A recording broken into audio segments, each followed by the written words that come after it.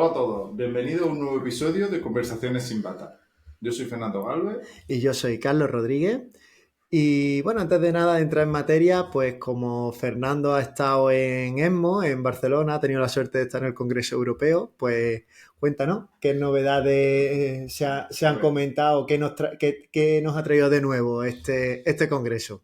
bueno, pues ya la sociedad europea está cogiendo mucho peso, se presentan cosas muy potentes, aunque de grandes cambios de práctica clínica este congreso no ha sido, pero sí que se empieza a ver por lo que va a ser el futuro próximo, ¿no?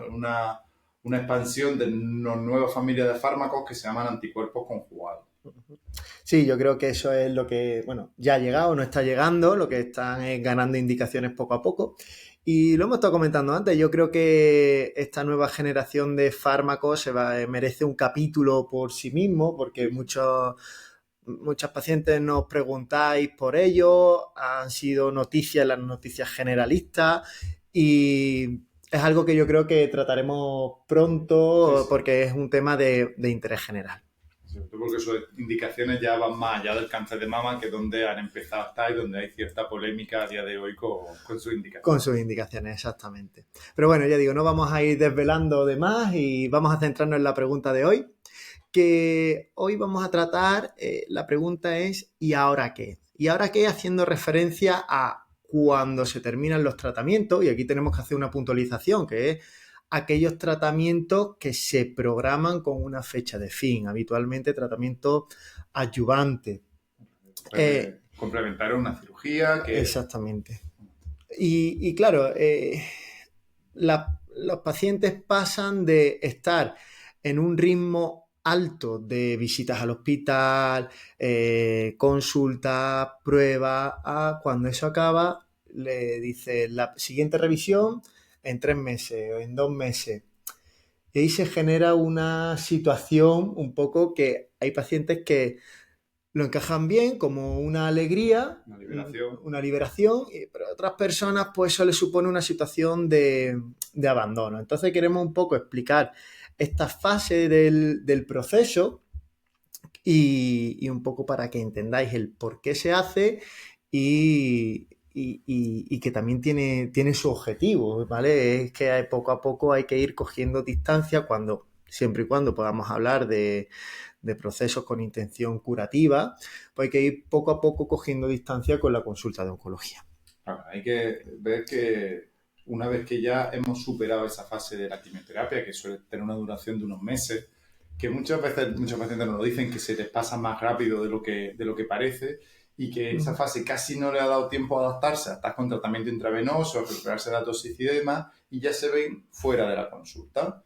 Y ven como ahora hacer tu vida, ¿no? Y hay una fase desde que se termina la quimioterapia hasta que uno se encuentra totalmente bien, que esa fase, sobre todo ese primer periodo, pues es complejo, es difícil de llevar, se siguen teniendo muchas dudas, van saliendo nuevos miedos y el cómo afrontarlo no solo ya con nosotros como médico de referencia, sino con una persona que ha tenido un problema y que ya tiene que incorporarse a una vida, vamos a decir, más normal. Exactamente. De hecho, yo creo que esos son un poco los dos puntos críticos y hablo a nivel mental, de cuando ves a los pacientes, uno obviamente es el diagnóstico, él va a recibir un tratamiento, pero una vez que ya se asume eso, entras en una dinámica más o menos rápida, como decimos, con unos pensamientos más a corto plazo, el siguiente ciclo, a 2, 3 semanas vista.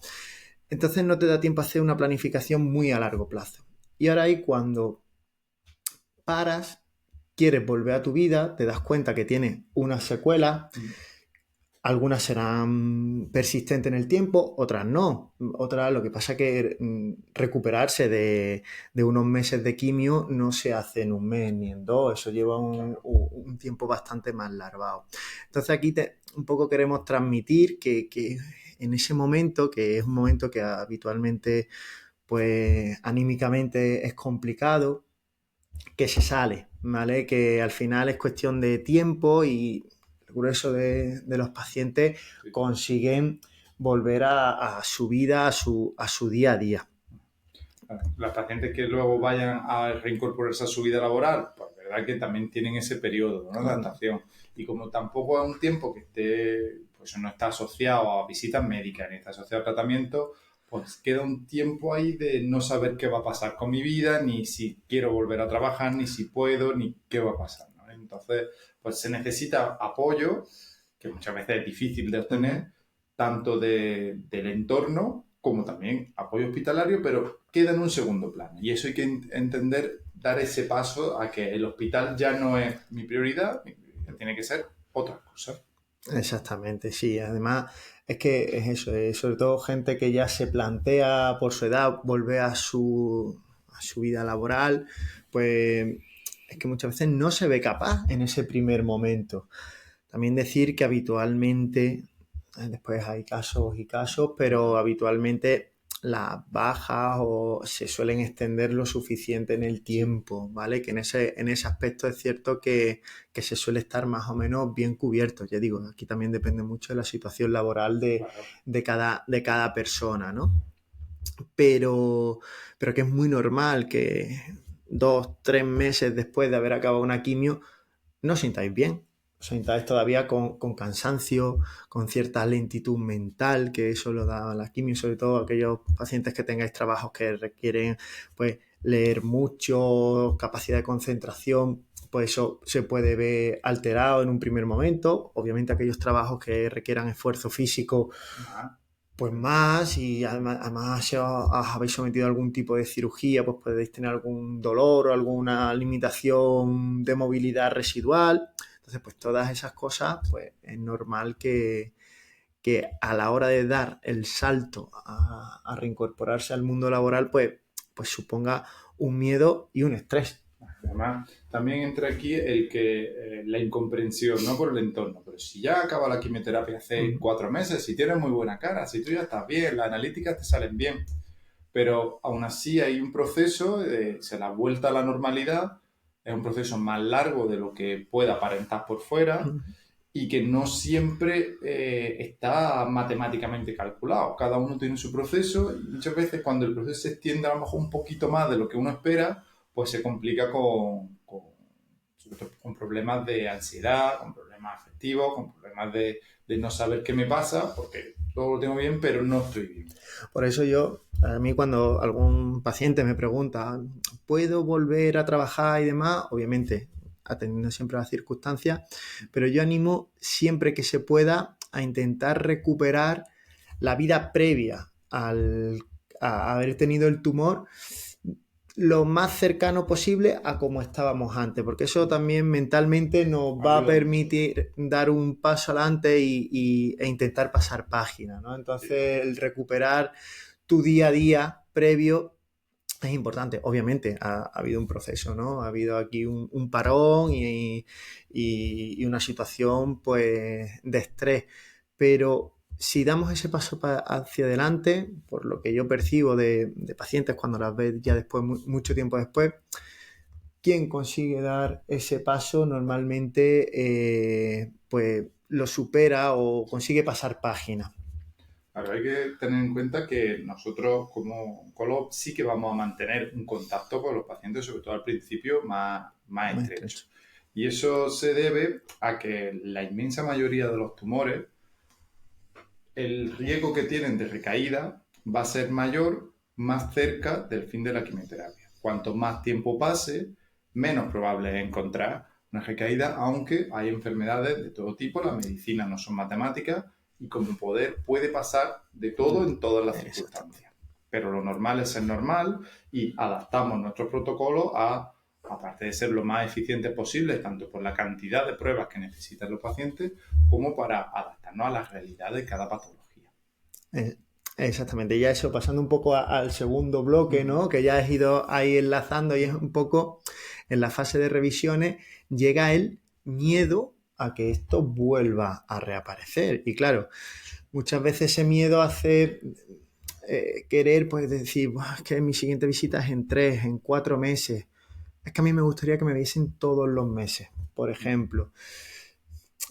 Por veros más, no vamos a mejorar el pronóstico o no vamos a reducir el riesgo de una recurrencia. Y además también tomar un poco de distancia con la consulta también ayuda a ir superando o asumiendo esta nueva situación. Yo creo que tampoco hacemos ningún favor a nadie citando mucho a un paciente que realmente no lo requiere, porque al final implica visita, cada vez que vienes al hospital, pues automáticamente estás recordando todo lo que ha pasado, porque eso siempre va a pasar, siempre pacientes incluso ya que vemos una vez al año, que hace 7, 8, 9 años que terminaron el proceso de tratamiento activo, la semana o los 15 días previos a la consulta ya empiezan los nervios. El resto del tiempo se olvida o queda ahí en un segundo plano, pero cuando se acerca la consulta, se acercan unas pruebas,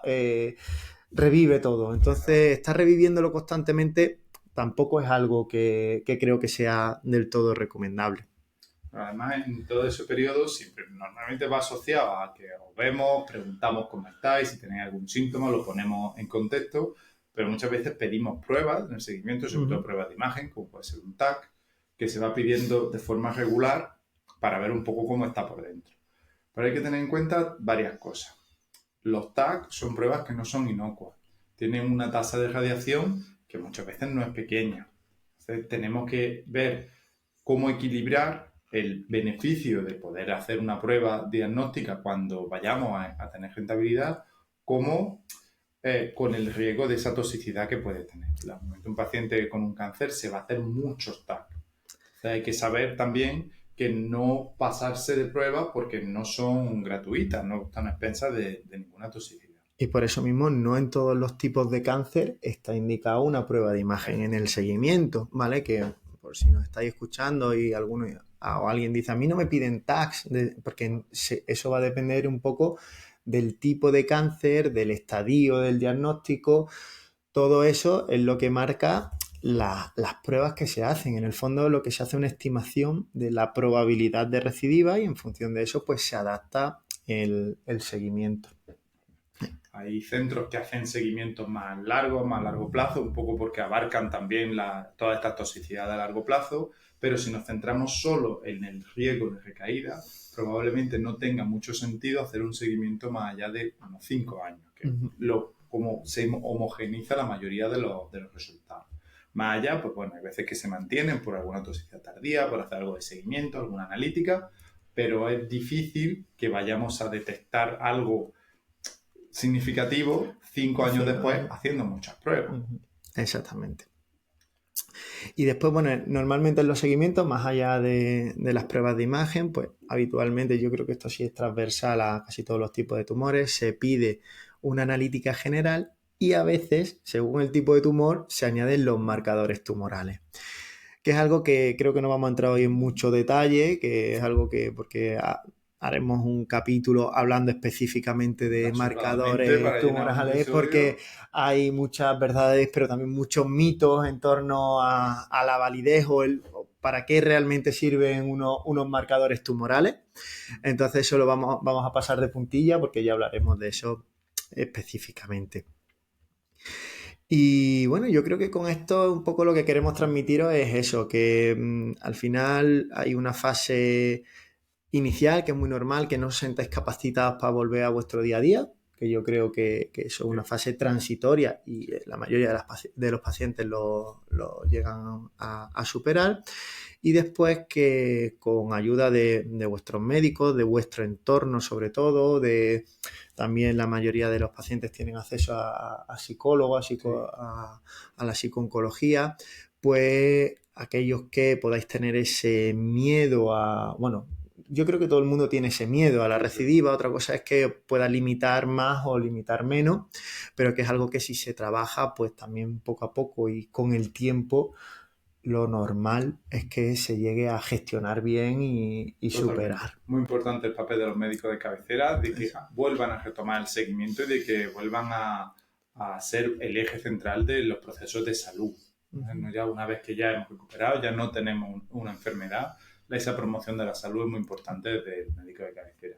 Y cuando llega la palabra alta, que eso es algo que en un momento damos, lo que nos referimos es que a partir de ese momento, cualquier cosa que pase debería ser valorada primero por un médico como si ese antecedente de cáncer no estuviese. ¿Vale? Plantear ese proceso y en el caso de que sea necesario contactar con nosotros, hay sistemas para hacerlo. Ya cuando se ha tenido un antecedente es importante que eso se tenga en cuenta, pero que no marque el proceso diagnóstico de cualquier otra patología, porque el haber tenido un cáncer no nos disminuye el riesgo de tener cualquier otra cosa. Muchas veces eso actúa como factor confuso y yo considero que no hace favor a la mayor parte de los procesos que se tienen.